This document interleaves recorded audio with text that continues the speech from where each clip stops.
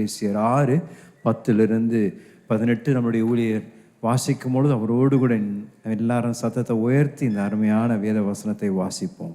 கடைசியாக என் சகோதரரே, கர்த்தரிலும் அவருடைய சத்துவத்தின் வல்லமையிலும் பலப்படுங்கள்.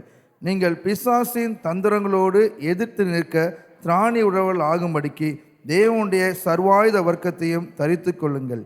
ஏனெனில் மாம்சத்தோடும் இரத்தத்தோடும் அல்ல, துரைத்தனங்களோடும் அதிகாரங்களோடும் இப்பிரபஞ்சத்தின் அந்தகார லோகாதிபதிகளோடும் வானமண்டைகளில் உள்ள பொல்லாத ஆவிகளின் சேனைகளோடும் நமக்கு போராட்டம் உண்டு. ஆகையால் தீங்கு நாளில் அவைகளை நீங்கள் எதிர்க்கவும் சகலத்தையும் செய்து முடித்தவர்களாய் நிற்கவும் திராணி உள்ளவர்கள் ஆகும்படிக்கு தேவனுடைய சர்வாயுத வர்க்கத்தையும் எடுத்துக்கொள்ளுங்கள். சத்தியம் என்னும் கச்சை உங்கள் அறையிலே கட்டினவர்களாயும் நீதி என்னும் மார்க்கவசத்தை தரித்தவர்களாயும் சமாதானத்தின் சுவிசேஷத்துக்குரிய ஆயத்தம் என்னும் பாதரட்சியை கால்களிலே தொடுத்தவர்களாயும் பொல்லாங்கன் ஏயும் அக்கினி ஆஸ்திரங்கள் எல்லாவற்றையும் அவிழ்த்து போடத்தக்கதாய் எல்லாவற்றுக்கும் மேலாக விசுவாசம் என்னும் கேடகத்தை பிடித்து கொண்டவர்களாயும் நில்லுங்கள். இரட்சணியம் என்னும் தலை சீராவையும் தேவ வசனமாகிய ஆவியின் பட்டயத்தையும் எடுத்துக்கொள்ளுங்கள். எந்த சமயத்திலும் சகலவிதமான வேண்டுதலோடும் விண்ணப்பங்களோடும் ஆவியிலே ஜெபம் பண்ணி அதன் பொருட்டு மிகுந்த மன உறுதியோடு சகல பரிசுத்தவான்களுக்காகவும் பண்ணும் வேண்டுதலோடும் விழித்து கொண்டிருங்கள். ஒரு ஆமென் சொல்லலாமா?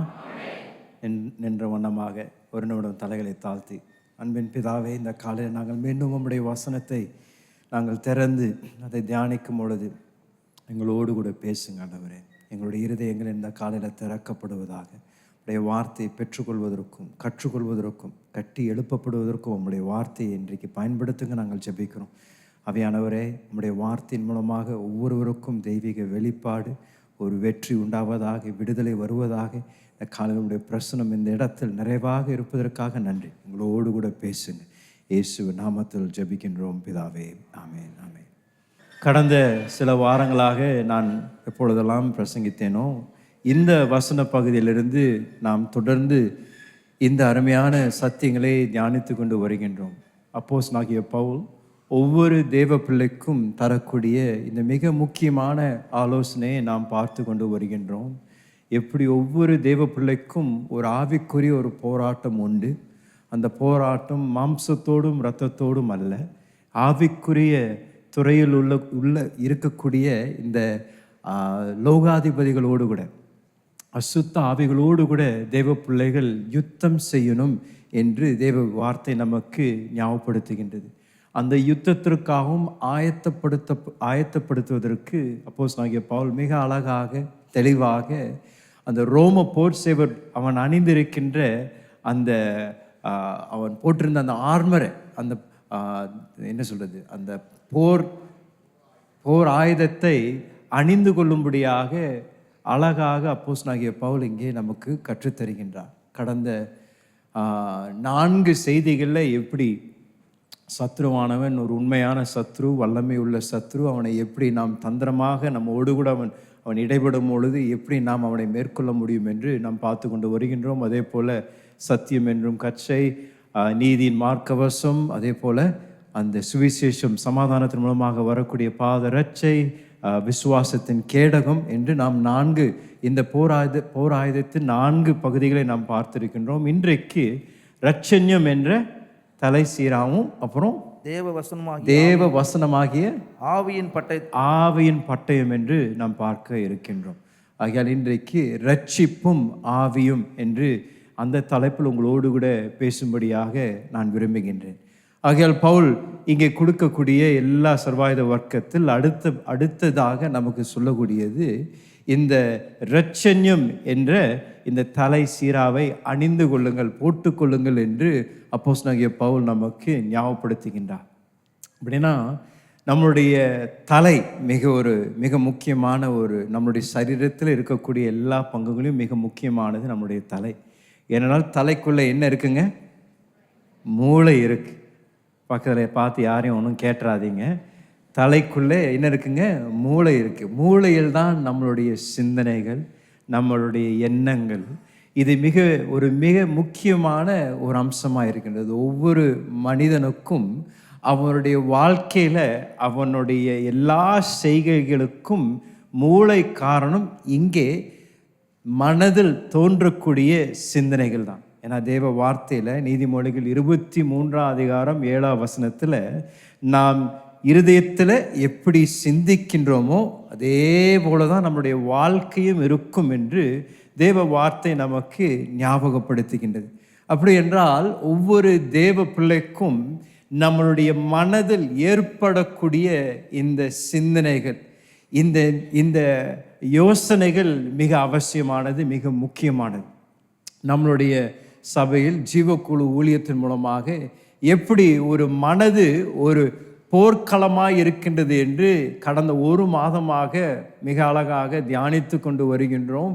ஒருவேளை நீங்கள் இன்னும் ஒரு ஜீவக்குழுக்கு போகாமல் இருந்தீங்கன்னா நான் உங்களை உற்சாகப்படுத்துகின்றேன். ஒவ்வொரு வாரமும் மிக அழகாக தேவ வசனங்களை அநேக வீடுகளில் திறந்து அதை தியானித்து அப்போஸ்தலர் புஸ்தகத்தில் நாம் வாசிக்கின்றது போலவே அநேகர் தேவ வார்த்தையினால் கட்டப்படுகின்றார்கள். நீங்களும் அதில் போய் கலந்து கொள்வது மிக அவசியம். ஒவ்வொரு மனிதனுக்கும் இந்த மனதில் ஏற்படக்கூடிய சிந்தனைகள் மூலமாக தான் அவனுடைய வாழ்க்கையை நடப்பிக்கின்றான். சாத்தானுக்கு இது நன்கு அறிந்திருக்கின்றான். ஆகையால் நம்முடைய சிந்தனைகளை எப்படியாவது அவன் தாக்கணும், நம்முடைய சிந்தனைகளை எப்படியாவது திருப்பணும் என்று ஒவ்வொரு நாளும் நம்மோடு கூட அவன் யுத்தம் செய்யும் பொழுது அந்த யுத்தத்தின் நான் சொல்லுவோம் ஒரு 90% எல்லாம் இங்கே தான் நடக்கின்றது. அநேகருடைய அனுதின வாழ்க்கையில் இந்த போராட்டங்கள் என்று வரும் பொழுது, சாத்தான் சோதனைகளை நம்மளுடைய வாழ்க்கையில் கொண்டு வரும் பொழுது, அவன் நமக்கு எதிராக அவன் எழும்பும் பொழுது அவனுடைய யுத்தமும் அவன் நம்மோடு கூட செய்யக்கூடிய போராட்டமும் அநேக நேரங்கள் நம்முடைய சிந்தனைகளோடு தான் அவன் போராடி கொண்டு வருகின்றான். சிந்தனைகளை எப்படியாவது தாக்கணும், சிந்தனைகளை எப்படியாவது மாற்றணும் என்று அந்த சிந்தனைகளுக்கு செல்வாக்கு அவன் செய்து எப்படியாவது நம்மை விழுக செய்யணும், நம்மளுடைய சாட்சியை இழக்க செய்யணும், விசுவாசத்தை இழக்க செய்யணும் என்று ஒவ்வொரு நாளும் சத்ரு நம்மோடு கூட போராடி கொண்டிருக்கிறான். ஆகையால் தான் அப்போஸ்தலனாகிய பவுல் இந்த சர்வாயுத வர்க்கத்தை குறித்து அவர் போதிக்கும் பொழுது ஒவ்வொரு குறிப்பான இந்த ஆயுதத்தை குறித்து பேசும்பொழுது அதனுடைய முக்கியத்துவத்தையும் அவர் சொல்லுகின்றார். ஆவிக்குரிய முக்கியத்துவத்தை அவர் சொல்லுகின்றார். இந்த கச்சையை குறித்து பேசும்பொழுது அது சத்தியம் என்று சொல்கின்றார். இந்த மார்பு கவசத்தை குறித்து பேசும்பொழுது அது நீதி என்று அதை அழைக்கின்றார். நீங்கள் காலுக்கு போடக்கூடிய பாதரட்சையை குறித்து பேசும்பொழுது ரட்சிப்பின் மூலமாக வரக்கூடிய சமாதானம் என்று சொல்றாரு. இந்த கேடகத்தை பிடிக்கும் பொழுது விசுவாசம் என்று சொல்றாரு. தலை சீராவை குறித்து பேசும் பொழுது ரட்சண்யம் என்று வார்த்தையை அவர் பயன்படுத்துகின்றார். ரட்சிப்பு. இந்த சிந்தனைகள் மிக அவசியம். தேவ பிள்ளைகள் ஒவ்வொரு நாளும் நம்முடைய சிந்தனைகளை குறித்து நாம் நன்கு அறிந்திருப்பது, அதை கட்டுப்பாட்டிற்குள் வைப்பது மிக அவசியம். அப்போஸ்தலனாகிய பவுல் அவர் எழுதும் பொழுது ஒரு தேவ பிள்ளையுடைய மனதிற்கும் தேவனை அறியாதவருடைய மனதிற்கும் வித்தியாசத்தை மிக அழகாக தெளிவுபடுத்தி நமக்கு போதிக்கின்றார். வாசிங்களேன், எபேசியர் 4 17 18 அப்போஸ்தலனாகிய பவுல் ஒரு வித்தியாசத்தை அவர் நமக்கு காமிக்கின்றார். தேவனை விசுவாசிக்கின்றவர்களுக்கும் தேவனை விசுவாசியாதவர்களுக்கும் என்ன வித்தியாசம் என்று சொல்கின்றார். வாசிங்களேன். ஆதலால் கர்த்தருக்குள் நான் உங்களுக்கு சாட்சியாக சொல்லி எச்சரிக்கிறது என்னவெனில், மற்ற புறஜாதிகள் தங்கள் வீணான சிந்தனையிலே நடக்கிறது போல, மற்ற புறஜாதிகள் தங்களுடைய வீணான சிந்தனைகள் போல நடக்கின்றது போல நீங்கள் இனி நடவாமல் இருங்கள். அவர்கள் புத்தியில் அந்தகாரப்பட்டு, அவருடைய புத்தியில அந்தகாரப்பட்டு தங்கள் இருதய கடினத்தினால் தங்களில் இருக்கும் அறியாமையினாலே தேவனுடைய ஜீவனை அந்நியராயிருந்து, தேவனை அறியாமல் இருக்கும் பொழுது நம்முடைய இருதயம் அவரிடத்திலிருந்து தூரமாக இருக்கின்றது, நம்முடைய சிந்தனைகள் இருள் நிறைந்திருக்கின்றது, நமக்குள் ஒரு ஜீவன் இல்லை. ஆனால் தேவனை அறிந்திருக்கின்றவர்கள் தங்களுடைய சிந்தனைகளுக்குள் ஒரு ஜீவன் இருக்கின்றது, தங்களுடைய சிந்தனைகளுக்குள் ஒரு நம்பிக்கை உண்டு, அவருடைய சிந்தனைக்குள் ஒரு வெளிச்சம் இருக்கின்றது. இதுதான் வித்தியாசம். பவுல் சொல்றாரு, நீங்கள் கிறிஸ்துவிடத்தில் வந்த பின்பதாக உங்களுடைய சிந்தனைகள் மாறணும், நீங்கள் யோசிக்கின்ற இந்த யோசனைகள் மாறணும். நீங்கள் ஒவ்வொரு நாளும் உங்களுடைய வாழ்க்கையில் நீங்கள் நடக்கும் பொழுது இனியும் நீங்கள் இருளில் நடப்பதில்லை, ஒரு நம்பிக்கையற்ற ஒரு நிலையில் நீங்கள் இருப்பதில்லை. கிறிஸ்துவுக்குள் இருக்கும் பொழுது தேவ பிள்ளைகளுடைய மனது வெளிச்சத்தால் நிரப்பப்பட்டிருக்கின்றது, நம்பிக்கையால் நிரப்பப்பட்டிருக்கின்றது, விசுவாசத்தால் நிரப்பப்பட்டிருக்கு என்றுதான் தேவ வார்த்தை நமக்கு போதிக்கின்றது. அது மாத்திரமில்ல, அப்போஸ்தலனாகிய பவுல் 1 தெசலோனியர், இதையும் வாசிங்களேன், 1 தெசலோனியர் 5 அதிகாரத்தில் மீண்டும் இந்த இரட்சண்யம் என்றும் தலை சீராவை குறித்து அவர் பேசும்பொழுது 5 அதிகாரம் 8வது வசனத்தில் மீண்டும் இதை நமக்கு ஞாபகப்படுத்துகின்றார். பகலுக்குரியவர்களாகிய நாமோ தெளிந்தவர்களாய் இருந்து விசுவாசம், அன்பு என்னும் மார்க்கவசத்தையும், விசுவாசம், அன்பு என்னும் மார்க்கவசத்தையும், ரட்சிப்பின் நம்பிக்கை என்னும் தலைசீராவையும் ரட்சிப்பின் நம்பிக்கை என்று தலைசீராவையும் தரித்து கொண்டிருக்க கடவோம், தரித்து கொண்டிருக்க கடவோம் என்று சொல்றார். அவர் சொல்றாரு, ரட்சிப்பின் நம்பிக்கை என்னும் தலைசீரா. இன்னொரு விதத்தில் சொல்லணும்னா, ரட்சிப்பின் மூலமாக வரக்கூடிய நம்பிக்கை. அதான் அவர் சொல்றார், ஒரு தேவ பிள்ளை இந்த ரட்சிப்பை பெற்றுக்கொள்ளும் பொழுது, அப்படின்னா கிறிஸ்துவை நம்முடைய சொந்த இரட்சகராக நாம் அறிக்கை செய்து தேவ பிள்ளையாக நாம் மாறும் பொழுது, அப்போஸ்தலனாகிய பவுல் சொல்றாரு, அதில் என்ன நடைபெறுகின்றது என்றால் ஒரு நம்பிக்கை தரப்படுகின்றது. தேவ பிள்ளைகளுக்கு ஒரு நித்திய நம்பிக்கை இந்த ரட்சிப்பின் மூலமாக தரப்படுகின்றது என்று அப்போஸ்தலனாகிய பவுல் அங்கே நமக்கு போதிக்கின்றார். அவர் அதோடு கூட நிறுத்தல. நீங்க அதற்கு பின்பதாக இருக்கக்கூடிய அடுத்த 2 வசனங்களை கவனித்தீங்கன்னா, இந்த ரட்சிப்பின் மூலமாக வரக்கூடிய நம்பிக்கை இன்னும் அதிகம் விவரிக்கிறார். வாசிங்களேன். தேவன் நம்மை கோபாக்கினைக்கு என்று நியமிக்காமல், தேவன் நம்மை கோபாக்கினைக்கு என்று நியமிக்காமல் நம்முடைய கர்த்தராகிய இயேசு கிறிஸ்து மூலமாய் ரட்சிப்படைவதற்கென்று நியமித்தார். நம் கர்த்தராகிய இயேசு கிறிஸ்துவின் மூலமாக ரட்சிப்பு அடையணும் என்று நியமித்திருக்கின்றார். நாம் விழித்திருந்தவர்கள் ஆனாலும் நித்திரை அடைந்தவர்கள் ஆனாலும் தம்மோடனே நாம் ஏகமாய் பிழைத்திருக்கும்படி அவர் நமக்காக மரித்தாரே.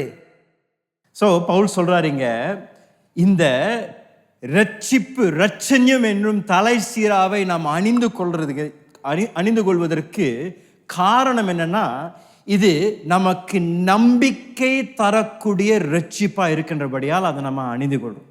அப்படின்னா இன்னைக்கு சொன்ன மாதிரி சாத்தான் நம்மோடு கூட போராடும் பொழுது அவன் அநேக நேரத்தில் எதை தாக்குகின்றான் என்றால் நம்முடைய சிந்தனைகளை தாக்குகின்றான்.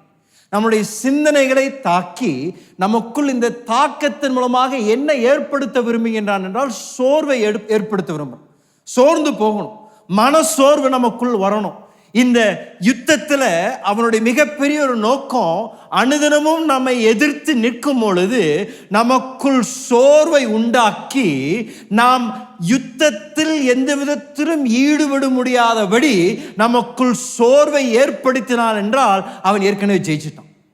அதனாலதான் ஒவ்வொரு நாளும் நம்முடைய சிந்தனைகளை தாக்குறோம். ஒவ்வொரு நாளும் நீங்க உங்களுடைய குடும்பத்தை குறித்து யோசிக்கக்கூடிய ஒரு சிந்தனை, உங்களுடைய எதிர்காலத்தை குறித்து யோசிக்கக்கூடிய சிந்தனை, உங்களுடைய வியாபாரத்தை குறித்து யோசிக்கக்கூடிய சிந்தனை, உங்களுடைய ஆவிக்குரிய வாழ்க்கையை குறித்து யோசிக்கக்கூடிய சிந்தனை, ஏதோ ஒரு விதத்துல இந்த சிந்தனையை அவன் தாக்கி உங்களுக்குள் சோர்வை ஏற்படுத்தி, அப்படின்னா உங்களால முடியாது, உங்களால் இப்படி நடக்க முடியாது, உங்களால் பரிசுத்தமாக இருக்க முடியாது, உங்களால் இந்த சோதனையை மேற்கொள்ள முடியாது, நீங்கள் வியாபாரத்தில் என்றைக்கும் நீங்கள் செழிப்படைய மாட்டீங்க, உங்கள் பிள்ளைகளுக்கு எதிர்காலம் அமையாது, உங்களுடைய திருமண வாழ்க்கையில் ஒரு பிரச்சனை வரும், அதுலேருந்து நீங்கள் வெளியே வர முடியாது, உங்களுக்கு குழந்தை பிறக்காது, உங்களுடைய குடும்பத்தில் எப்பொழுதும் ஒரு தோல்வி இருக்கு, ஒரு சாபம் இருக்கும் என்று இப்படிப்பட்ட பொய்யான காரியங்களை நம்முடைய சிந்தனையில் அவன் விதைத்து அதை நம்பும்படியாக அவன் செயல்பட்டு அதன் மூலமாக உங்களுக்குள் இருக்கின்ற இந்த பலனை எப்படியாவது எடுக்க பார்க்க ஒவ்வொரு நாளும் இந்த சிந்தனைகள் மூலமாக தான் இந்த சிந்தனைகள் பல விதத்தில் அவன் பயன்படுத்துறான். அப்படின்னா இச்சையின் சிந்தனையை சிலருக்கு கொடுக்குறான், சிலருக்கு சோர்வின் சிந்தனையை கொடுக்குறான், சிலருக்கு பயத்தின் சிந்தனையை கொடுக்குறான், சிலருக்கு ஒரு பதற்றத்தின் சிந்தனை கொடுக்குறான். பல விதங்களில் இப்படிப்பட்ட சிந்தனைகளை நமக்குள் விதைத்து நம்மை எப்படியாவது சோர்வடைய வைத்து நாம் எழும்ப முடியாதபடி நம்மை அவன் உட்கார வைக்கிறான். இன்றைக்கு காலையில் கூட இந்த ஆராதனையில் உட்கார்ந்து இருக்கிற அநேகருக்கு இந்த போராட்டத்தை இப்ப நீங்க போராடி கொண்டு இருக்கிறீங்க. இன்னைக்கு நீங்க வரும்பொழுது கூட, சபைக்கு வரும்பொழுது கூட உங்களுடைய மனதில் ஒரு மிகப்பெரிய ஒரு பாரத்தை வைத்து, உங்களுடைய வாழ்க்கையில் இன்னும் நடக்காத காரியங்களை குறித்து ஒரு கவலை, இன்னும் நீங்கள் செயல்பட்டு கொண்டிருக்கின்ற இந்த காரியம் இன்னும் வாய்க்கலே என்ற அந்த ஒரு பாரத்தை உங்க மேல வைத்து எப்படியாவது நீங்க அதை விட்டுருங்க, இனி அதுக்கு முயற்சி எடுக்காதீங்க, இனி ஜெபிக்கிறதுல அதுல ஒன்றும் பிரயோஜனம் இல்லை என்று இப்படிப்பட்ட சிந்தனைகளை தாக்கி அவன் நமக்குள் சோர்வையும் தோல்வியும் கொண்டு வர அவன் பிரயாசப்படுகின்றான். ஆனால் தேவன் நல்லவர். தேவனுடைய வார்த்தை சொல்லுகின்றது 2 திமோத்தி 1:7, நமக்கு ஒரு பயமுள்ள ஆவியை தராமல் என்ன தந்திருக்கிறாருங்க? பலமும் அன்பும், பலனும் அன்பும் தெளிந்த புத்தியும், தெளிந்த புத்தியின் ஆவியும் தேவன் நமக்கு தந்திருக்கிறான்னு தேவ வார்த்தை சொல்லுங்க. அப்படின்னா அவன் கொண்டு வரக்கூடிய இந்த சிந்தனைகள் மூலமாக நீங்கள் சோர்ந்து போயிடாதீங்க, தோற்று போயிடாதீங்க. இதுக்கு தான் பவுல் சொல்றாரு, இந்த இரட்சண்யம் என்ற தலை சீராவை நீங்கள் அணிந்து கொள்ளுங்கள் என்று சொல்றார். இந்த இரட்சண்யம் என்ற தலை சீராவுடைய மிக முக்கியமான ஒரு அம்சம் என்னன்னா, இது இரட்சிப்பின் நம்பிக்கையாக இருக்கின்றது. இந்த நம்பிக்கை ரொம்ப அவசியங்க. நம்பிக்கை இல்லைன்னா எல்லாம் வீண். நம்பிக்கை இருந்ததுன்னா எதை வேணாலும் தாங்கிக்கலாம். நம்பிக்கை இருந்ததுன்னா எது வேணாலும் நம்ம எதன் மூலமாக வேணா கடந்து போகலாம். நம்பிக்கை இல்லைன்னா எல்லாமே கடினம். ஆனால் நம்பிக்கை இருந்ததுன்னா எது வேணாலும் நம்ம தாண்டி போகலாம். அதனால தான் பவுல் சொல்றாரு, ஒவ்வொரு தேவ பிள்ளைக்கும் கொடுக்கப்பட்டிருக்கின்ற ஒரு வெளியேறப்பெற்ற இந்த சர்வாயுத வர்க்கத்தில் ஒரு மிக முக்கியமான ஒரு ஒரு ஒரு ஒரு ஆயுதம் என்னன்னா, அவங்க அணிந்து கொள்ளக்கூடிய இந்த இரட்சண்யம் என்றும் தலை சீர். அப்படின்னா இது ஒரு நம்பிக்கை, நமக்கு கொடுக்கப்பட்டிருக்கிற நம்பிக்கை. என்ன நம்பிக்கைன்னா, வரக்கூடிய ஒரு காரியத்தை தேவன் நமக்கு ஏற்கனவே வெளிப்படுத்தி இருக்கின்றார். அதுதாங்க நம்பிக்கை, அதுதான் ரட்சிப்பின் நம்பிக்கை. எவ்வளவு பேருக்கு இப்படிப்பட்ட ஒரு கெட்ட பழக்கம் இருக்குன்னு எனக்கு தெரியல.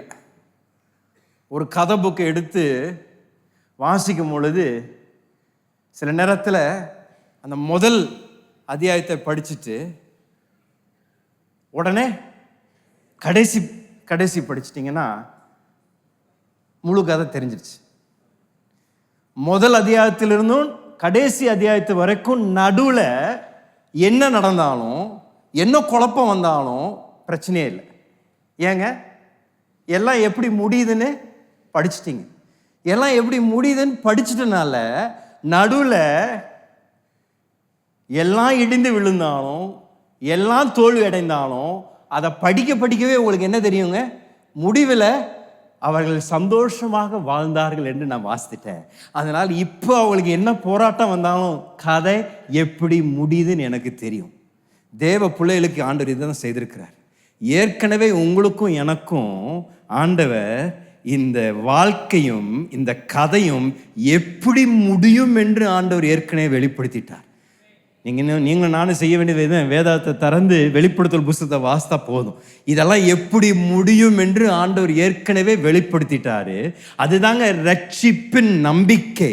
இந்த ரட்சிப்பின் நம்பிக்கை என்னன்னா, இன்னைக்கு என்ன வந்தாலும் என்ன நடந்தாலும் எனக்கு ஏற்கனவே எல்லா காரியங்கள் எப்படி முடியும் என்று நான் அறிந்திருக்கின்றபடியால் இன்றைக்கு என்ன நடந்தாலும் நான் அதை குறித்து பயப்பட மாட்டேன், கலக்கம் அடைய மாட்டேன்.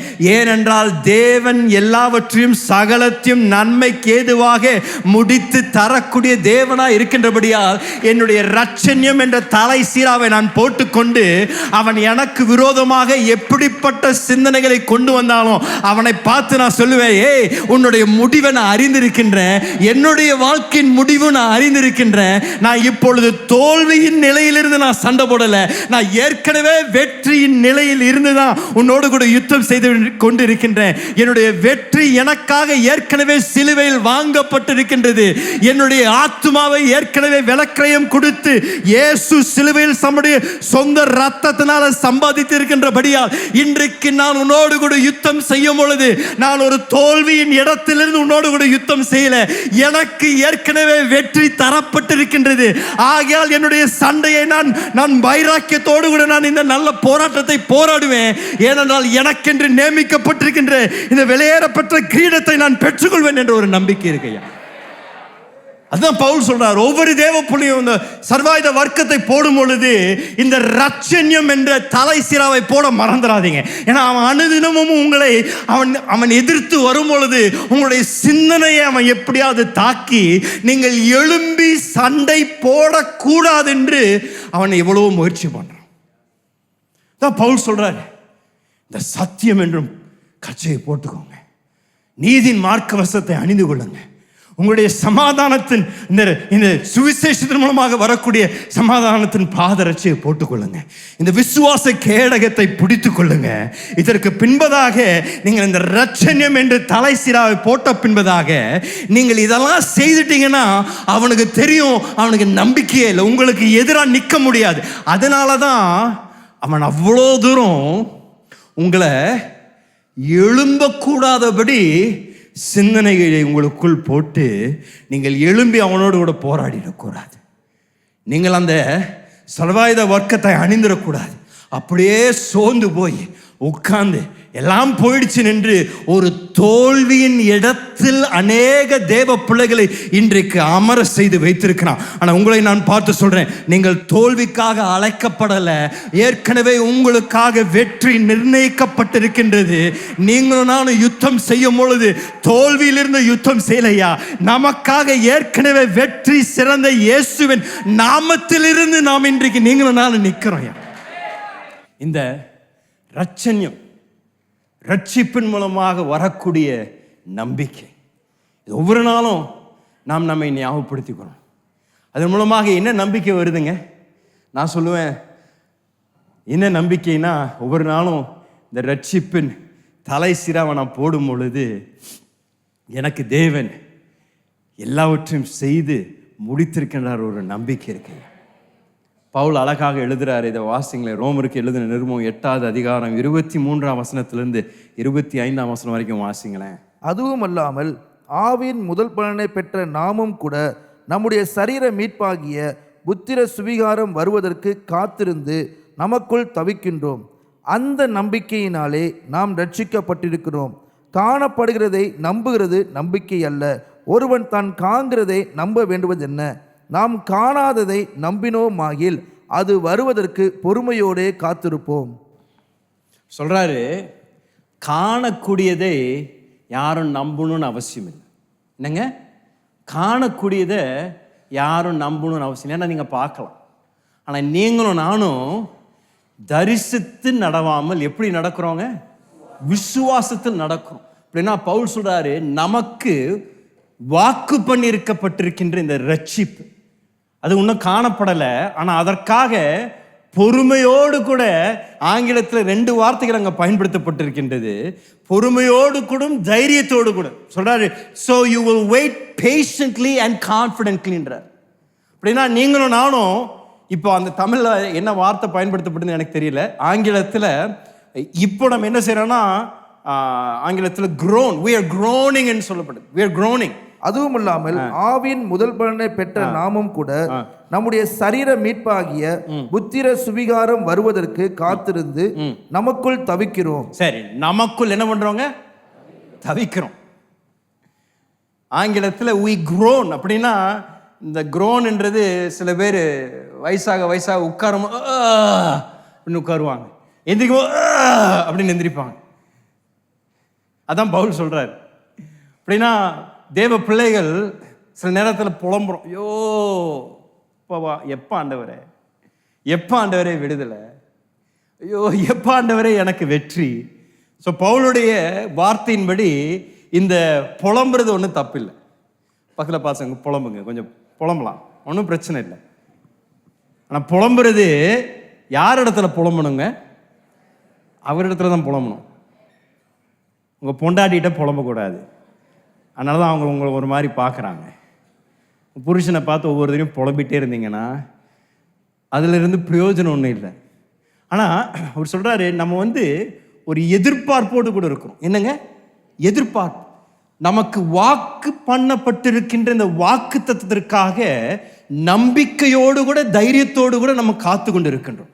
அதனால் இன்னைக்கு நான் உங்களை பார்த்து சொல்கிறேன், இப்பொழுது நீங்கள் சந்தித்து கொண்டிருக்கின்ற என்ன ஒரு சூழ்நிலையா இருந்தாலும், அது எப்படி ஒரு நம்பிக்கையற்ற ஒரு சூழ்நிலை போல காணப்பட்டாலும், நீங்க செய்ய வேண்டியது இந்த இரட்சண்யம் என்றும் தலைசிராவை போட்டுக்கொண்டு அதன் மூலமாக உங்களுடைய சிந்தனைகள் தேவ வார்த்தையின் மூலமாக புதுப்பிக்கப்பட்டு நீங்கள் சிந்திக்கும் பொழுது சாவுக்கு ஏதுவாக சிந்திக்காமல் ஜீவனுக்கு ஏதுவாக, நம்பிக்கைக்கு ஏதுவாக, தேவன் எனக்காக யாவற்றையும் செய்து முடிப்பார், தேவன் எனக்கு வாசலை திறப்பார், தேவன் எனக்கு வெற்றியை தருவார், தேவன் என் திருமணத்தை தேவன் நடத்தி வைப்பார், தேவன் எனக்கு பிள்ளையை தருவார் என்று இந்த இரட்சண்யம் என்றும் தலைசீராவை போடும் பொழுது ஒரு நம்பிக்கை வருகின்றது. அந்த நம்பிக்கை பிடித்துக் கொள்றோம், உறுதியா பிடித்துக் கொள்றோம். வாக்கு பண்ணினவர் உண்மை உள்ளவராய் இருக்கின்றபடியால், அவர் சொன்னதை செய்கின்றபடியால் அந்த இரட்சண்யம் என்றும் தலைசீராவை நான் ஒவ்வொரு நாளும் போட்டுப்பேன். ஏன்னா ஒவ்வொரு நாளும் அவன் எனக்கு விரோதமாக எழும்பி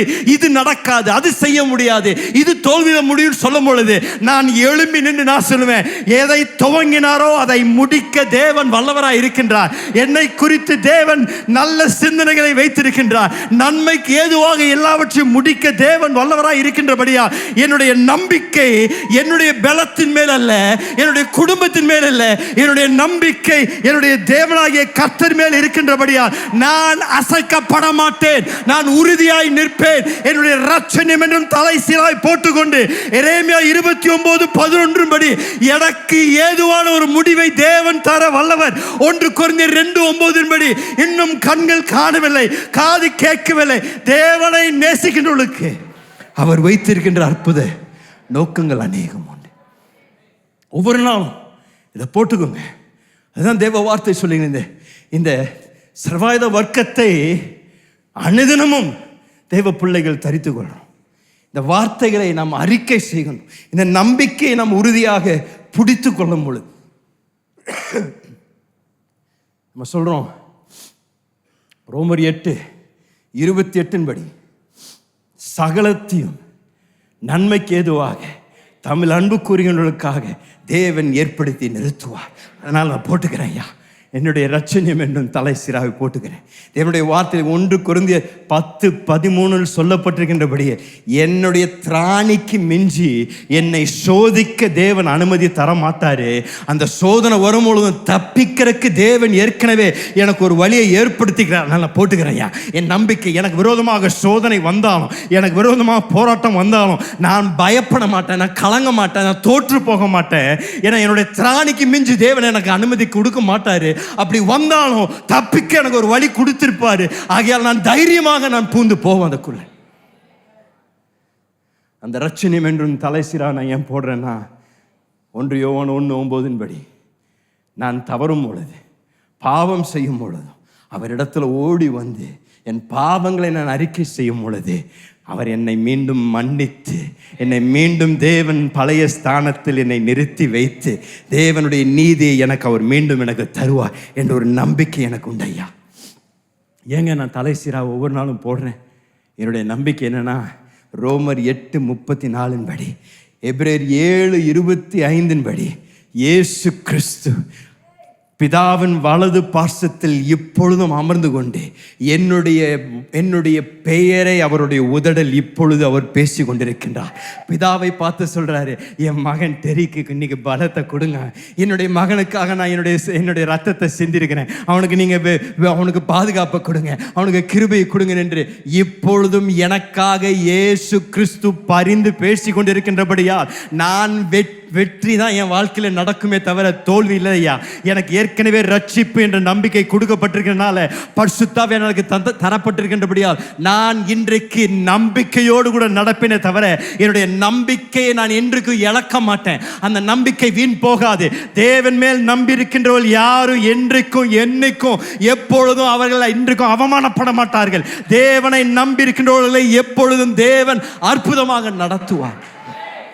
ஏங்க நான் தலைசீராவை போடுறேன்? தேவனுடைய வார்த்தையின்படி 1 கொரிந்தியர் 15:52 1 தெசலோனியர் 4:16-17 சொல்லப்பட்டிருக்கிற தேவ வார்த்தையின்படி சீக்கிரத்தில் ஒரு நாள் வரும், அந்த எக்காலம் ஊதப்படும். அந்த எக்காலம் ஊதப்படும் பொழுது கிறிஸ்துவுக்குள் மரித்திருக்கின்றோர் மீண்டும் உயிரோடு எழும்புவார்கள். நான் என்னுடைய இரட்சகரை நடுவானத்தில் நான் மீண்டும் சந்திப்பேன்.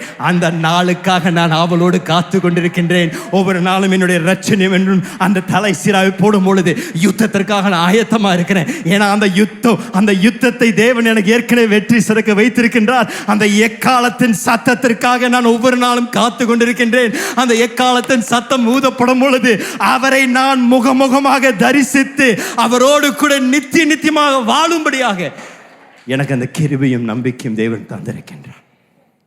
ஆகையால் தான் ஆண்டவர் சொல்றாரு லூக்கா 21:28 ஆண்டவர் சொல்றாரு, வாசிங்களேன். 21:28 இவைகள் சம்பவிக்க தொடங்கும் போது, இதெல்லாம் சம்பவிக்க துவங்கும் பொழுது உங்கள் மீட்பு சமீபமாய் இருப்பதால், உங்களுடைய மீட்பு சமீபமாய் இருக்கின்றபடி நீங்கள் நிமிர்ந்து பார்த்து உங்கள் தலைகளை உயர்த்துங்கள் என்றார். உங்களுடைய தலைகளை உயர்த்துங்கள் என்றார்.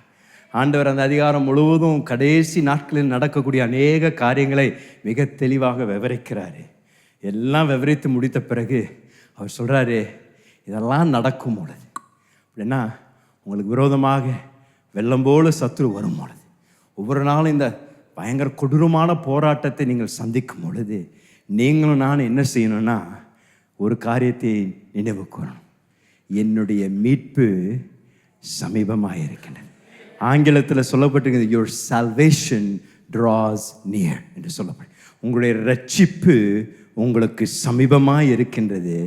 ஆகையால் 2 காரியத்தை சொல்றாரு. நீங்கள் நிமிர்ந்து பார்த்து உங்கள் தலைகளை உயர்த்துங்கள் என்று சொல்றார். பக்கத்தில் பார்த்து கொஞ்சம் நிமிர்ந்து உட்காருங்களேன், நிமிர்ந்து உட்காருங்களேன். சும்மா கூண்டு போட்டு உட்காந்துடாதீங்க, கூண்டு போட்டு நடக்காதீங்க. அவன் உங்கள் மேலே எவ்வளோ பாரத்தை வச்சாலும் நீங்கள் நிமிர்ந்து நில்லுங்கய்யா. ஏன்னா எனக்கு என்னுடைய ரட்சிப்பு சமீபமாக இருக்கின்றது.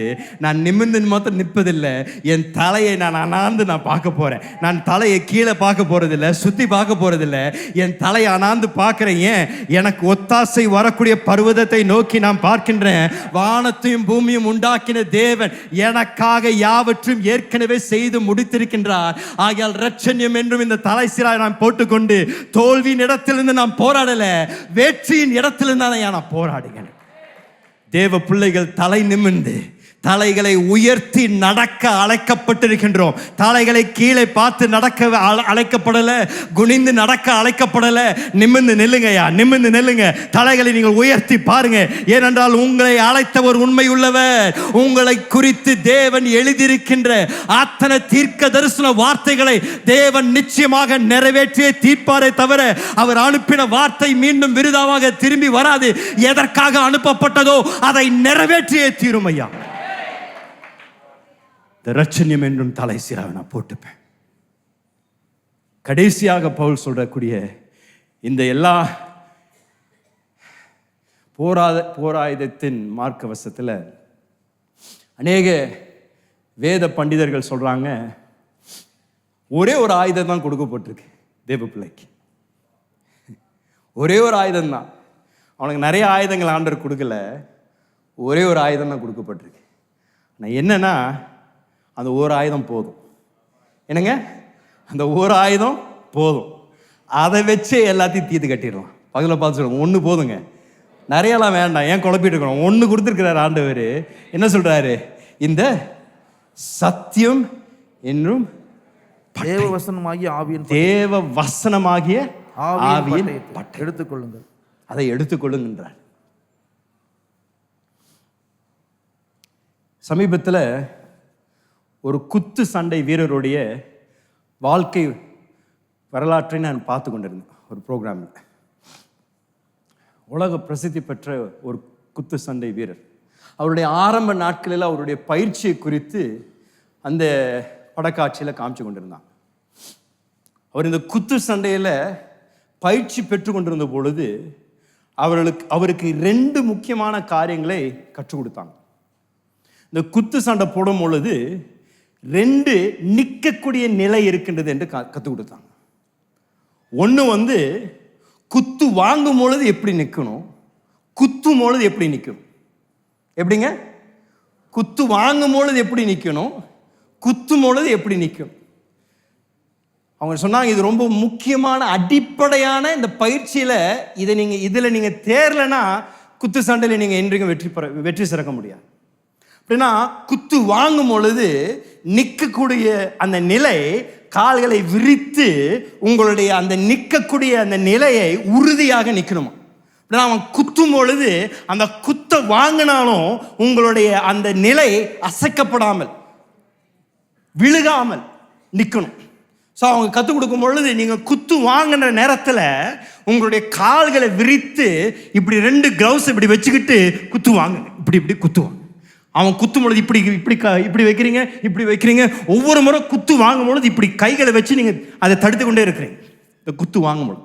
ஆனால் மிக முக்கியமானது இப்படி நின்று குத்து வாங்க முடியாது. இப்படி நின்று குத்து வாங்கினீங்கன்னா ஒரே கீழே விழுக்க வச்சுருவோம். ஏன் கால் ஒன்றும் அங்கே சரியாக நிற்கலை. அதனால தான் பவுல் இங்கே கிறிஸ்துவ போர் வீரருக்கு கற்றுக் கொடுக்கும் பொழுது பல முறை நிற்கிறத பற்றி சொல்கிறார். நில்லு, நல்லா நில்லு, நல்லா நில்லு, ஸ்டாண்ட் தேர்ஃபோர் என்று சொல்றார். அப்படின்னா அவர் இதை குறித்து சொல்றார். இந்த குத்து வாங்கும் பொழுது நல்லா நிற்கணும். அப்புறம் கொஞ்சம் குத்து வாங்கின பிறகு இந்த சண்டையில் 2வது பகுதி வருது பாருங்களேன்.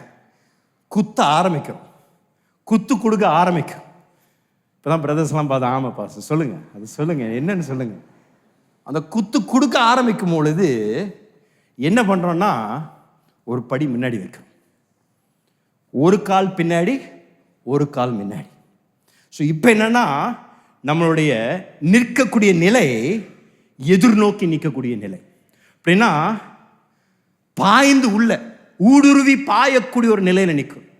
இது 2மே அந்த சண்டை நேரத்தில் அறிந்து கொள்ள வேண்டிய காரியம். சில நேரத்தில் 2ஆ நிற்கணும், ஒரு நேரத்தில் முன்னாடி வரணும், பின்னாடி வரணும், முன்னாடி வரணும், பின்னாடி வரணும். இந்த குத்து சண்டையில் அவனுக்கு பயிற்சி கொடுக்கும் பொழுது இந்த ஃபுட் மூவ்மெண்ட், இந்த காலை நகர்த்துறதுல ஒரு பெரிய பயிற்சி, எப்படி நிற்கணும்னு சொல்லி. இந்த பட்டயத்தை கூட 2 விதத்தில் பயன்படுத்துகிறோம். இந்த பட்டயத்தை ஒரு விதம் என்னன்னா நம்மளை காத்துக்கொள்ளும். அந்த பட்டயத்தை வைத்து அவன் அதை உருவும் பொழுது நமக்குள்ள நம்மை நோக்கி உருவும் பொழுது இந்த பட்டயத்தையும் இந்த விசுவாசத்தின் கேடகத்தையும் வைத்து அவன் அந்த பட்டயத்தை வைத்து அடிக்கிறான் பாருங்க, டிங் டிங் டிங்னு. அவன் அடிக்கும் பொழுது அந்த பட்டயத்தை வச்சு தடுக்கும். அங்க தடுக்கும் பொழுது நம்ம நிற்கிற நிலை உறுதியாக நிற்கும், விழுகாம நிற்கணும். 2 இடத்துல இந்த உறுதியாய் நிற்கும் பொழுது, இதனால தான் பவுல் சொல்றாரு. ஏன்னா அவர் அந்த ஆயுதத்தில் ஒவ்வொரு ஆயுதத்திற்கும் ஆவிக்குரிய ஒரு ஒப்பந்தத்தை தருகின்றார், அதை ஒப்பிட்டு காமிக்கிறார். ஸோ இந்த பட்டயத்தை குறித்து பேசும் பொழுது ஆவியின் பட்டயம் மாத்திரமில்லை, ஆவியின் வசனத்தின் பட்டயம் என்று சொல்றேன், தேவ வசனம். அப்படின்னா இந்த தேவ வசனம் அதுதான் நமக்கு நிற்கக்கூடிய, நிலையாக நிற்கக்கூடிய அஸ்திபாரமாக இருக்கு. இதை நம்ம சரியா கற்றுக்கலன்னா நிற்க முடியாதுங்க. தேவ வார்த்தைய தேவ பிள்ளைகள் படித்து குடிச்சு கரைச்சு அவங்களுக்குள்ள அந்த வார்த்தை விதையாக விதைக்கப்படலைன்னா அந்த சண்டை வரும்பொழுது உங்களுக்காக சப்ஸ்டிட்யூட் கூப்பிட முடியாது. சாத்தான் உங்களுக்கு விரோதமாக வரும் பொழுது உங்க அப்பா உங்களுக்காக சண்டை போட முடியாது, உங்க தாத்தா உங்களுக்காக சண்டை போட முடியாது. மற்றவருடைய விசுவாசத்தை சார்ந்து நீங்கள் இந்த ஆவிக்குரிய யுத்தத்தில் வெற்றி சிறக்க முடியாது. அந்த யுத்தம் உங்களை நோக்கி வரும்பொழுது நீங்கள் தேவ வார்த்தை மேல் நிற்கிறீங்களா, நீங்கள் தேவ வார்த்தையை அறிந்திருக்கின்றீர்களா, தேவ வார்த்தை உங்களுக்குள்ள அது பதிக்கப்பட்டிருக்கா, தேவ வார்த்தை உங்களுக்கு ஒரு அஸ்திபாரமா இருக்கின்றதா, தேவ வார்த்தையின் மேல் உங்க வாழ்க்கை கட்டப்பட்டிருக்கா. அதுதாங்க அந்த உங்களை எதிர்நோக்கி வரக்கூடிய போராட்டத்தில் நீங்கள் இந்த ஆவிக்குரிய பட்டயத்தை நீங்கள் வைக்கும் பொழுது உறுதியாக நிற்கக்கூடிய ஒரு மிக முக்கியமான ஒரு காரியம். ஆனால் இது திரும்பி இதை பற்றி இன்னொரு காரியம் சொல்ல விரும்புகிறேன். ஆனால் அதுக்கு முன்னாடி இந்த எதிர்நோக்கிறத பற்றி நம்ம பேச விரும்புகிறேன். ஸோ இந்த தேவ வார்த்தையில் நம்ம வளர்ந்துட்டோன்னு வைங்களேன், தேவ வார்த்தையில் கட்டப்பட்டுட்டோன்னு வைங்களேன், தேவ வார்த்தையில ஒரு தேவ பிள்ளை உறுதியாக அவருடைய அஸ்திவாரம் இருக்குன்னு வைங்களேன், அப்பொழுது இந்த சண்டையின் 2வது பகுதிக்குள்ள வர ஆரம்பிக்கும். இன்னும் அநேகர் இந்த ஃபர்ஸ்ட் பார்ட்டை இன்னும் நம்ம தேரலை. அதனால தான் இன்னும் அந்த செகண்ட் பார்ட்டுக்கு இன்னும் வராமல் இருக்கும்.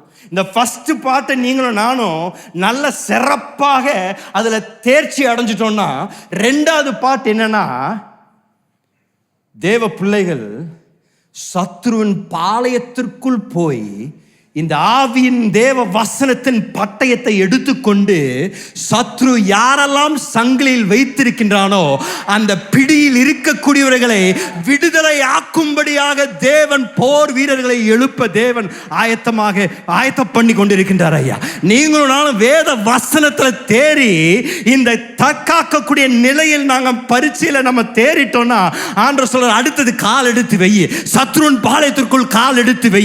யாரெல்லாம் கட்டப்பட்டிருக்கின்றார்களோ இந்த சுவிசேஷத்தை அறிவித்து கட்டப்பட்டவர்களை இயேசு சொன்னார்ல, என் பரிசுத்த ஆவியானவர் என் மேல் இருக்கின்றார். எதற்காக?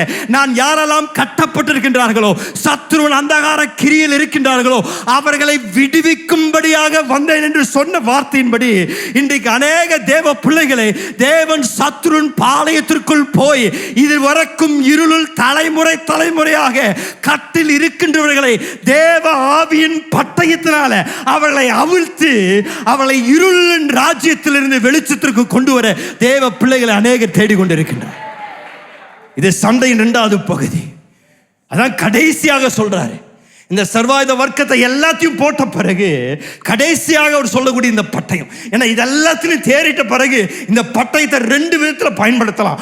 ஒன்று, அவன் நமக்கு விரோதமாக வரக்கூடிய எல்லாவற்றையும் தடுத்து நிறுத்தி அதற்கு பின்பதாக ஒரு காலை முன்னாடி எடுத்து வைத்து, ஏய் சாத்தானே, என்னுடைய குடும்பத்தில் இதுவரைக்கும் அளக்களித்து கொண்டிருக்கிற என்னுடைய சொந்தக்காரங்க இன்றைக்கும் இருள வாழ்ந்து கொண்டிருக்காங்க, நான் சும்மா இருக்க மாட்டேன், நான் பொறுத்து இருக்க மாட்டேன்.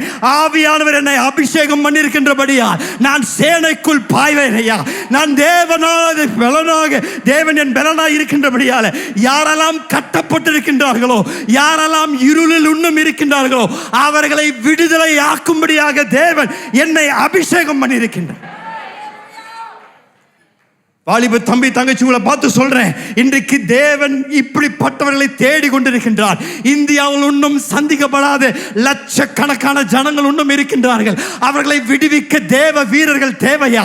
தேவ சேனையில தேவ வீரர்கள் தேவை. ஆனா சும்மா போய் நிற்க முடியாது. இந்த தேவ வார்த்தையை அறிந்திருக்கணும், தேவ வார்த்தையில் வளர்ந்திருக்கணும், தேவ வார்த்தையில் கட்டப்பட்டிருந்தனா அப்பொழுது தேவன் உங்களை அழைத்து சத்ருவின் பாளையத்திற்குள் போய் விடுதலை கொண்டு வரும்படியாக தேவன் உங்களை பயன்படுத்துவார்.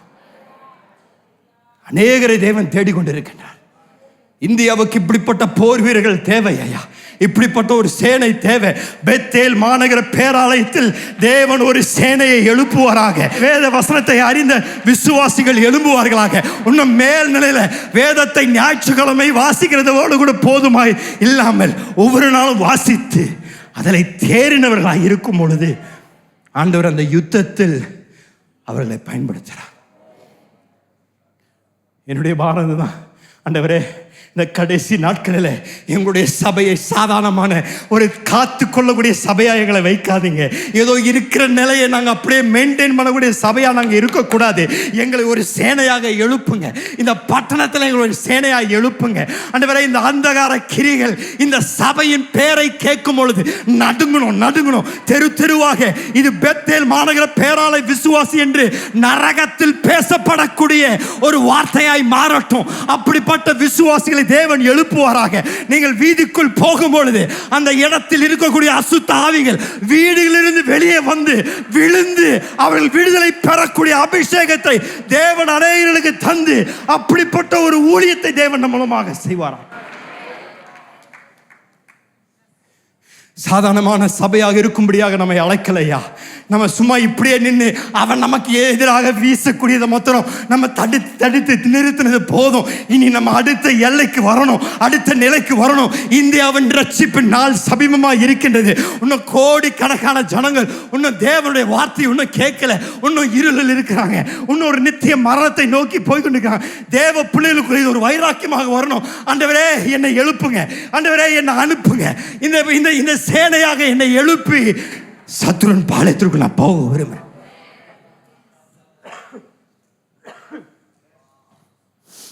பவுல் சொல்றாரு, கடைசியாக இந்த பட்டயத்தை எடுத்துக்கோங்க. இதுல இயேசு இடத்திலிருந்து இந்த பட்டயத்தை எப்படி பயன்படுத்தணும் என்று நம்ம அழகாக கற்றுக்கொள்ளலாம். நமக்கு விரோதமாக சாத்தான் போராட்டத்தை கொண்டு வரும் பொழுது, நமக்கு விரோதமாக சோதனைகளை கொண்டு வரும் பொழுது, மத்திய 4 அதிகாரத்தில் அநேக உதாரணங்கள் உண்டு. ஆனால் மிக தெளிவான அருமையான ஒரு உதாரணம் இருக்கணும்னா மத்திய 4 தான். ஆண்டவர் ஊழியத்தை துவங்குவதற்கு முன்பதாக சாத்தான் வருகின்றான். 3ஆம் வசனத்தில் ஆண்டவராகிய இயேசு இடத்துல சாத்தான் வந்து இப்படியாக பேசுகிறான். வாசிங்க 4:3. அப்பொழுது சோதனைக்காரன் அவரிடத்தில் வந்து, நீ தேவனுடைய குமாரனே ஆனால் இந்த கல்லுகள் அப்பங்கள் ஆகும்படி சொல்லும் என்றார். அவர் பிரதியுத்தரமாக, மனுஷன் அப்பத்தினால் மாத்திரமல்ல, தேவனுடைய வாயிலிருந்து புறப்படுகிற ஒவ்வொரு வார்த்தையினாலும் பிழைப்பான் என்று எழுதியிருக்கிறதே என்றார். சோதனைக்காரன் இயேசு இடத்துல வரும். அவ்வளோ துணிச்சலாம். நீர் தேவகுமாரனானால் இந்த கல்களை பார்த்து பேசுங்க, இது அப்பமாய் மாறட்டும் என்று சொல்றார். இயேசு அதற்கு பிரதியுத்தரமாக சொல்லக்கூடிய வார்த்தைகள், மனிதன் அப்பத்தினால் மாத்திரமல்ல, தேவனுடைய வாயிலிருந்து புறப்படுகிற ஒவ்வொரு வார்த்தையினாலும் பிழைப்பான், ஒவ்வொரு வார்த்தையினாலும் பிழைப்பான் என்று எழுதியிருக்கு என்று இயேசு சொல்றார்.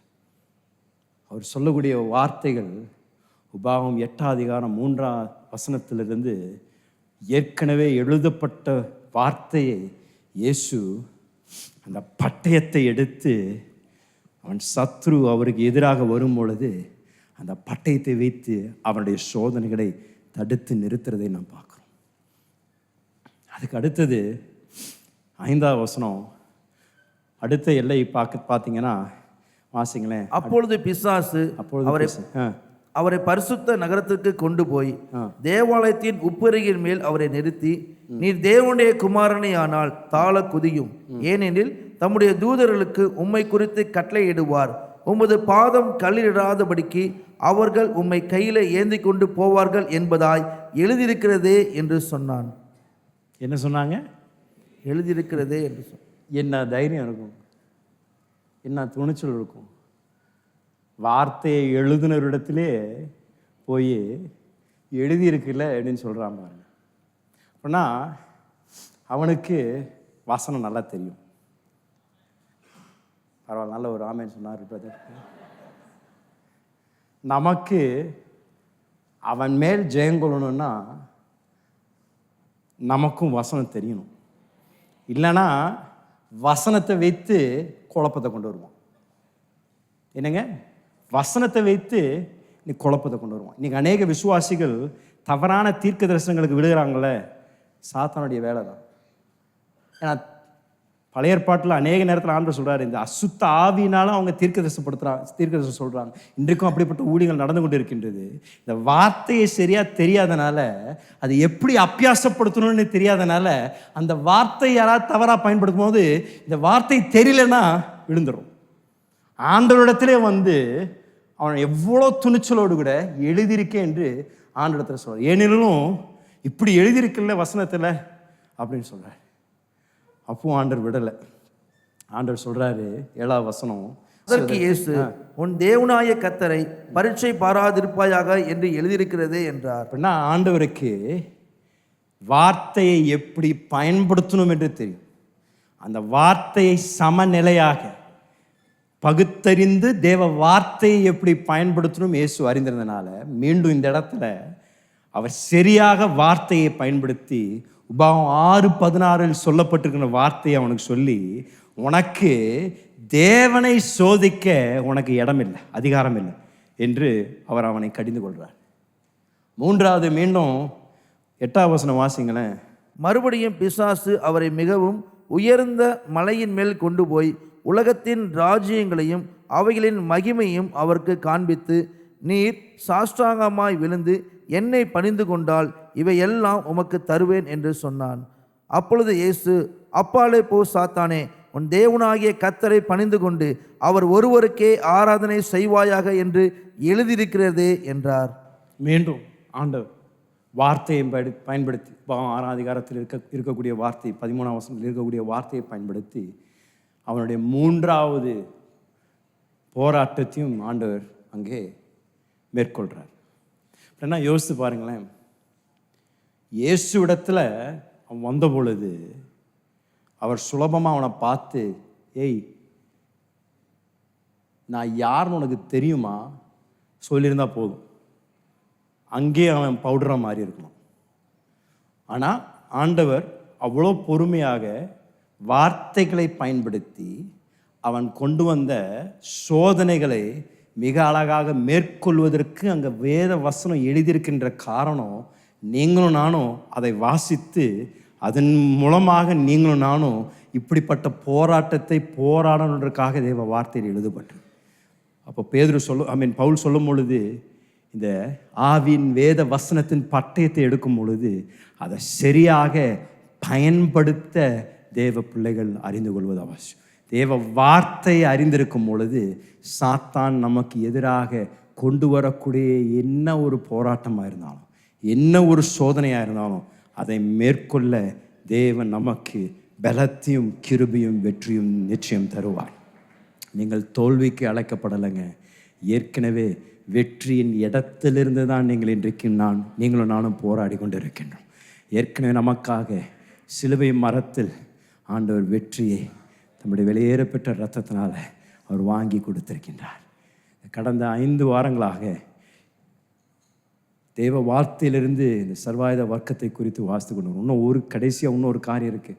கர்த்தருக்கு சித்தமானால் அடுத்த வாரம் அதை பார்க்கலாம். ஜெபத்தை குறித்து அப்போஸ்தலனாகிய பவுல் அங்கே கடைசியாக முடிவாக எழுதுகின்றார். எல்லா ஜெபத்தினாலும் என்று சொல்லுகின்றார். அதனுடைய முக்கியத்துவம் இருக்கின்றது ஆவிக்குரிய போராட்டத்தில். ஆனால் இதுவரைக்கும் நாம் பார்த்த இந்த சர்வாயுத வர்க்கத்தின் அம்சங்களை நான் உங்களுக்கு ஞாபகப்படுத்துகின்றேன். நம்முடைய போராட்டம் ஒரு உண்மையுள்ள ஒரு போராட்டம். நம்முடைய எதிரி ஒரு நிஜமான ஒரு எதிரி. அவனை நீங்கள் அசட்டை பண்ணிடக்கூடாது, அசால்ட்டாக நினைத்தரக்கூடாது. வேத வசனத்தில் அநேக எச்சரிக்கைகள் கொடுக்கப்பட்டிருக்கின்றது. இந்த போராட்டத்தை குறித்து எப்படி தேவ பிள்ளைகள் ஆயத்தமாக இருக்கணும் என்று அநேக வார்த்தைகள் நமக்கு கொடுக்கப்பட்டிருக்கின்றது. ஆனால் அப்போஸ்தலனாகிய பவுல் மிக அழகாக பிட்டு இந்த சர்வாயுத வர்க்கத்தில் ஒவ்வொரு பொருளையும் அழகாக நமக்கு போதிக்கின்றார். இது அனுதினமும் நம்முடைய வாழ்க்கையில் போடப்பட வேண்டிய இந்த அணிகளாக இருக்கின்றது. சத்தியம் என்றும் கச்சை, நீதியின் மார்க்கவாசம், சமாதானம் என்ற பாதரட்சை, சுவிசேஷத்தின் மூலமாக வரக்கூடிய பாதரட்சை, விசுவாசத்தின் கேடகத்தை எடுத்துக்கொண்டு இந்த ஆவியின் இரட்சணியம் என்றும் தலை சீராவை போட்டுக்கொண்டு தேவ வார்த்தையாகிய ஆவியின் பட்டயத்தை பிடித்து கொண்டு ஒவ்வொரு தேவ பிள்ளையும் ஒவ்வொரு நாளும் யுத்தத்திற்கு ஆயத்தமாய் இருப்போம் என்றால் இன்றைக்கு இந்தியாவின் ரட்சிப்பை நீங்களும் நாளும் காண்போம். தேவன் நம்மை ஒரு சேனையாக எழுப்பி அற்புதங்களை செய்ய தேவன் வல்லவராக இருக்கின்றார். இன்னும் தேவ வார்த்தையை பற்றி அநேக காரியங்கள் சொல்ல நான் எழுதி வைத்திருக்க நேரம் இல்லை, அதை சொல்லும்படியாக நான் எழுப்பி நிற்கலாம். இந்த காலையில் தேவ வார்த்தையில் ஒரு மிக முக்கியமான ஒரு காரியம் என்னென்னா, அவனுடைய வார்த்தை அது இருபுறம் கூர்மையான ஒரு பட்டயமாக இருக்கின்றது. மாம்சத்தையும் ஆவியும் அது 2ஆக பிரிக்கக்கூடியதாக இருக்கின்றது. அப்படின்னா அப்போஸ்தலனாகிய பேதுரு பெந்தேகோஸ்தே நாளில் எழும்பி அவர் முதல் பிரசங்கத்தை செய்த பொழுது சாதாரண மனிதன் தான், சாதாரண வார்த்தைகளை தான் பேசுகிறாரு. ஆனால் அவர் பேசும் பொழுது அந்த தேவ வார்த்தை பேசினபடியால் அது இருக்குறம் உள்ள கூர்மையான பட்டயமாக இருந்தபடியால் கேட்டுக்கொண்டிருந்தவர்களுடைய இருதயத்தை அது கிழித்ததாம்.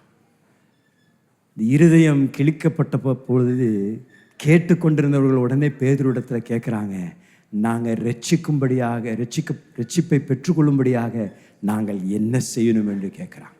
அப்படின்னா இதுதான் தேவ வார்த்தையின் வல்லமையா. தேவ வார்த்தையை பேசும் பொழுது பரிசுத்தாவியானவர் அதை பயன்படுத்தி நமக்குள் அறுக்க வேண்டியதை அறுக்கிறாரு, எடுக்க வேண்டியதை எடுத்து நமக்குள்ள ஒரு சிகிச்சையை செய்ய ஆரம்பிக்கிறார். இந்த காலையிலும் பரிசுத்தாவியான அநேகரோடு கூட நீங்கள் அனுமதி கொடுத்தீங்கன்னா இந்த சிகிச்சையை செய்ய ஆயத்தமாக வந்திருக்கின்றார். இன்றைக்கு வெட்ட வேண்டியதை வெட்ட பரிசுத்தாவியானவர் அந்த அக்கினியின் பட்டயமாகிய தேவ வார்த்தையோடு கூட இன்றைக்கு நிற்கிறார். இன்றைக்கி சத்ரு உங்களுடைய வாழ்க்கையில் ஒருவேளை ஒரு பாவத்தை அடிமைதனத்தின் மூலமாக உங்கள் வாழ்க்கையில் போட்டு வைத்திருக்கலாம். ஒரு ரகசியமான ஒரு பாவமாக இருக்கலாம், ஒரு பழக்கமாக இருக்கலாம், ஒரு தவறான உறவாக இருக்கலாம், இல்லை தவறான ஒரு காரியத்தை நீங்கள் செய்து கொண்டிருக்கலாம். இன்றைக்கு தேவன் இன்றைக்கு பரிசுத்தாவியான மூலமாக அந்த உருவின பட்டயத்தோடு கூட அதை வெட்டும்படியாக ஆயத்தமாக இந்த காலையில் வந்திருக்கின்றார். நீங்களும் நானும் சொல்ல வேண்டியது, பரிசுத்தாவியானவரே எனக்குள்ள ஒரு ஆழமான சிகிச்சை செய்யும்படியாக நான் என்ன உம்மை கரத்தில் ஒப்பு கொடுக்குறேன்னு சொன்னீங்கன்னா போதும்.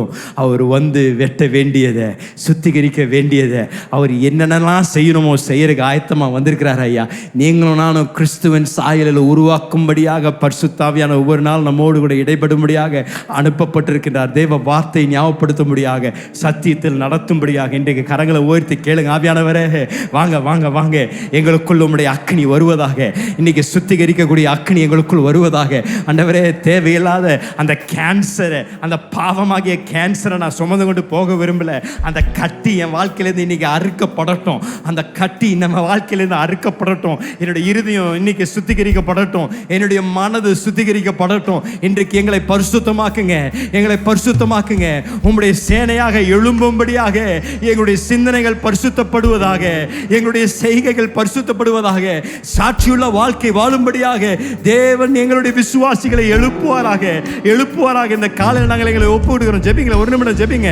தேவ பிரசன்னத்தில் நிற்கிறீங்க. ஐயா, இன்னைக்கு காலையில் பரிசுத்தாவே நீங்கள் வந்த வண்ணமாக திரும்பி செல்லணும்னு அவசியம் இல்லை. விடுதலை பெற்றுக்கொண்டு போகலாம். இன்றைக்கு தெய்வீக விடுதலை பெற்றுக்கொண்டு போகலாம். இன்னைக்கு பரிசுத்தாவே உருவின பட்டயத்தோடு கூட நிற்கிறாரு. எதெல்லாம் சாத்தான் இதுவரைக்கும் சங்கிலியாக உங்கள் மேல கட்டி வைச்சிருக்கிறானோ, எதை வைத்து உங்களை அடிமைதனத்தில் வைத்திருக்கிறானோ, இன்றைக்கு அந்த ஆவியின் பட்டயம், அந்த உருவின பட்டயம் அக்கினியாக இறங்கி வந்து அந்த சங்கிலியை அறுத்து சாத்தானின் அந்தகார கிரிகளை முறிக்கும்படியாக தேவன் இன்றைக்கு இந்த இடத்தில் அசைவாடி கொண்டிருக்கின்றார். கேளுங்க. ஆவியானவரே, என் இருதயத்தில் ஒரு சிகிச்சை செய்யுங்க, என் வாழ்க்கையில் ஒரு சிகிச்சை செய்யுங்க. ஆண்டவரே, இனி வாழ்ந்த வாழ்க்கை போதும் ஐயா. உமக்காக வாழணும், பரிசுத்தமாக வாழணும், ஒரு சாட்சியாக வாழணும். ஆண்டவரே, அடிமைதனத்தில் வாழ விரும்பல, இருளில் வாழ விரும்பல. ஆண்டவரே, இந்த பழக்கத்திற்கு நான் அடிமையா இருக்க விரும்பல. இன்னைக்கு உம்முடைய விடுதலை, விடுதலை, விடுதலை அக்கினி இறங்குவதாக, இறங்குவதாக. அநேகரை விடுவீங்க பரிசுத்தாவியானவரே. வாங்க வாங்க, அநேகரை விடுவீங்க. நீங்க காலையில விடுதலையோடு கூட இந்த இடத்தை விட்டு போவார்களாக. இருள் நீங்குவதாக, சாபங்கள் முறிக்கப்படுவதாக, அந்தகார கிரியைகள் இந்த காலையில இயேசுவின் நாமத்தினால முறிக்கப்படுவதாக. அசுத்த ஆவியை உன்னை நான் பார்த்து பேசுறேன். இயேசுவின் நாமத்தினால கையை எடு, எடு, எடு. இயேசுவின் நாமத்தினால தேவ பிள்ளைகளை அடிமைதனத்தில் வைத்திருக்கின்ற அந்த அசுத்த ஆவியை இப்பொழுதே உன்னை நான் கடிந்து கொள்றேன். தேவ பிள்ளைகள் வெற்றிக்காக நியமிக்கப்பட்டிருக்கிறாங்க. இன்றைக்கு பரிசுத்தாவியோட அக்கினி இறங்கி வருவதாக. வாலிபர்களை பரிசுத்தப்படுத்துவாராக, திருமணமானவர்களை பரிசுத்தப்படுத்துவாராக. எங்களுடைய சபையை தேவ மனவாட்டியாக, பரிசுத்தப்பட்ட மனவாட்டியாக இன்னைக்கு எழுப்புங்க ஆண்டவரே, இயேசுவின் நாமத்தினால. வாங்க வாங்க வாங்க. ஆவியானவரே, எங்க மத்தியில் அசைவாடுங்க, எங்க மத்தியில் ஒரு அற்புத வேலையை செய்யுங்க ஆண்டவரே.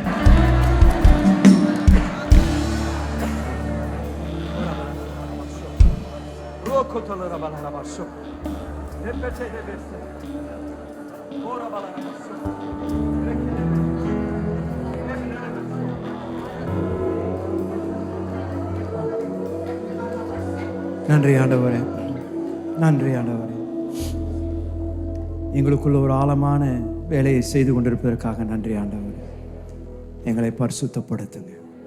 இந்த நாட்களுக்காக உமக்காக சேனையாக எழும்ப சபையை உருவாக்குங்க ஆண்டவரே. சபையை பரிசுத்தப்படுத்துங்க, சபையை பரிசுத்தப்படுத்துங்க. இன்றைக்கு தேவ பிள்ளைகளுக்கு ஒரு வைராக்கியம் வரட்டும் ஆண்டவரே. ஒரு பரிசுத்த வாழ்க்கை வாழும்படியாக ஒரு வைராக்கியம், சாட்சியுள்ள வாழ்க்கை வாழும்படியாக ஒரு வைராக்கியம். எங்கள் சபையில் இருக்கக்கூடிய தேவ பிள்ளைகள் சாத்தானின் ராஜ்யத்தில் கட்டப்பட்டிருக்கின்ற அநேகரை விடுதலையாக்கி தேவ ராஜ்யத்தை இந்த பட்டணத்தில் வருவதை நாங்கள் காண விரும்புகிறோம் ஆண்டவரே. காலையில் ஒவ்வொருவரையும் ஆசீர்வதிங்க, பலப்படுத்துங்க. உமக்கு நாங்கள் துதி கன மகிமை செலுத்துகின்றோம். இயேசுவின் வெளியேறப்பட்ட நாமத்தில் ஜெபிக்கின்றோம் நல்ல பிதாவே. ஆமென், ஆமென், ஆமென். நல்ல கரங்களை தட்டி தேவ நாமத்தை மகிமைப்படுத்துவோம்.